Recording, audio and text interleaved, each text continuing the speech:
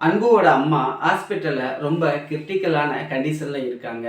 அவங்க கோமா ஸ்டேஜுக்கு போக கூட வாய்ப்பு இருக்குன்னு அவங்கள செக் பண்ண டாக்டர் சொல்ல, இதை கேட்ட ஆனந்தியும் அன்பும் ரொம்பவே கவலைப்படுறாங்க. அம்மா எப்படியாவது பொழைக்கணும்னு ஆனந்தி கடவுளை வேண்டிக்கிறாங்க.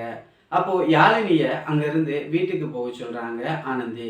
நானும் அன்புவும் அம்மாவை பார்த்துக்கிறோம். நீ போய் எக்ஸாமுக்கு படின்னு சொல்ல, இல்லை ஆனந்தி, யாழினி அங்கே தனியாக போவேனா, இங்கேயே நம்மளோடையே இருக்கட்டும்னு அன்பு சொல்றாரு.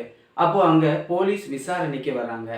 என்ன நடந்துச்சுன்னு ஆனந்திட்டு கேட்க, அவங்க செயினை அத்துட்டு கீழே தள்ளி விட்டு போயிட்டாங்கன்னு நடந்த விஷயம் எல்லாத்தையுமே ஆனந்தி போலீஸ்கிட்ட சொல்றாங்க. அவங்கள பிடிச்சி எப்படியாவது ஜெயிலில் போட்டு தண்டனை வாங்கி கொடுக்கணும்னு ஆனந்தி ஆவேசப்படுறாங்க. கொஞ்ச நேரம் கழிச்சு மகேஷ் அங்கே வர்றாரு. மகேஷ் வந்து அன்புட்ட என்ன ஏதுன்னு விசாரிக்க, அம்மாவுக்கு இன்னும் சீரியஸான கண்டிஷன்ல தான் இருக்காங்க, டாக்டரு பார்க்கலான்னு சொல்லியிருக்காங்கன்னு சொல்ல, அப்போது நர்ஸ் வந்து அன்புட்ட ஒரு கையெழுத்து கேட்குறாங்க.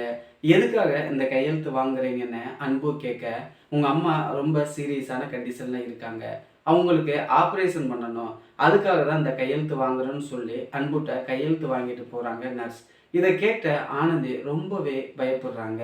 ஐயோ, அம்மா எப்படியாவது பொழைக்கணும், பொழைச்சி மறுபடியும் வந்து எனக்கும் அன்புக்கும் நடக்க இருக்கிற கல்யாணத்தை பார்க்கணும் அப்படின்னு சொல்லி கவலைப்படும் ஆனந்தி கோயிலுக்கு போய் அம்மா எப்படியாவதும் மறுபடியும் மீண்டு வரணும்னு நேர்த்திக்கடன் வேண்டிக்கிறாங்க.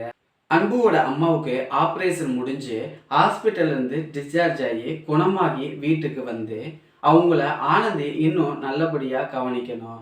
ஆனந்தியை தன்னோட மருமகளாக அன்போட அம்மா ஏற்றுக்கணும். இதை யாரெல்லாம் விரும்புகிறீங்களோ அவங்க நம்ம சேனலுக்கு ஒரு சப்ஸ்கிரைப் பண்ணிடுங்க.